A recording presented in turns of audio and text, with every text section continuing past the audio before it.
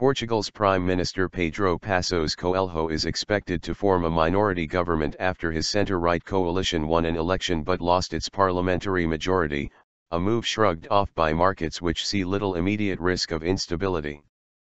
But economists said on Monday reforms needed to help the indebted country's meagre growth after a steep recession in 2011-13 would be more difficult to pass, and the austerity-minded government could face political turmoil next year.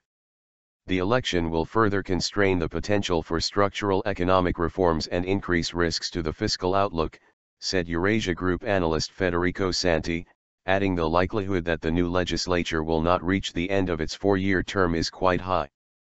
Portuguese shares rose more than 2% on Monday, largely in line with other European stock indices, while bond yields were steady to lower in early trade after hitting their lowest level in 5 months soon after opening. President Aníbal Cavaco Silva must name the new prime minister after talking to all political leaders, with discussions likely to start later this week and take around 2 weeks. Passos Coelho would be the first leader in Europe to be re-elected after imposing hardship on voters under international bailout packages during the sovereign debt crisis. His government raised taxes while cutting public spending, but argued during the campaign that the country was now beginning to see the fruits of those measures with a gradual return to growth after 3 years of recession. Passos Coelho said he was ready to form a government while suggesting he may have to compromise on policies. Most analysts saw a good chance for the government to be formed and work well into next year without major challenges, continuing budget consolidation. Defeated socialist candidate Antonio Costa ruled out forming part of a left-wing negative majority of those who create obstacles. Analysts say it is unlikely that the moderate, pro-European socialists will ally with the anti-Euro communists and the radical left bloc in parliament. Budget. The president is expected to try to convince Passos Coelho's centre-right alliance and the socialists to form a centrist coalition, but the socialists are unlikely to agree. Passos Coelho's alliance is made up of his Social Democrats and rightist CDS-PP.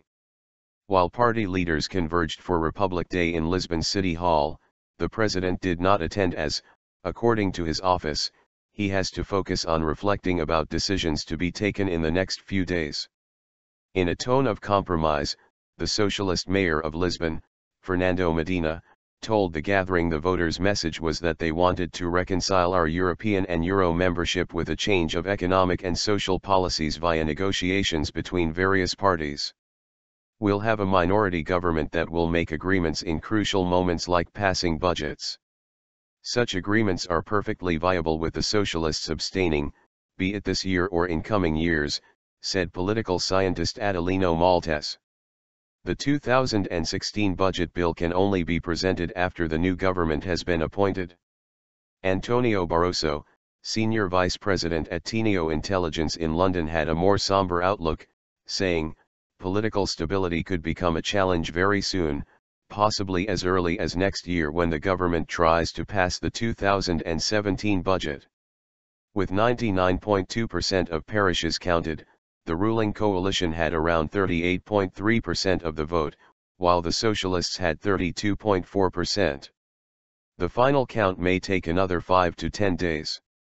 The results showed the government with 104 seats in the 230-seat parliament, short of the 116 needed for a majority. Portugal, a country of 10 million people, has little history of minority administrations surviving a full term.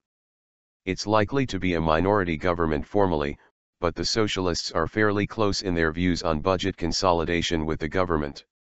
So we see all of this as reassuring and do not expect any impact on the economic outlook in the short run, said city economist Giada Gianni.